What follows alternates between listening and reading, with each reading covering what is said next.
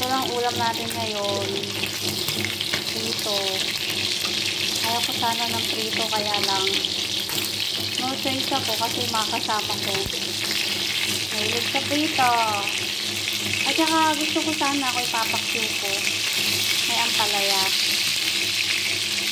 Ang problema, wala akong ampalaya, wala akong okra. Kaya hindi ko na lang siya ipaksiw. Prito ko na lang.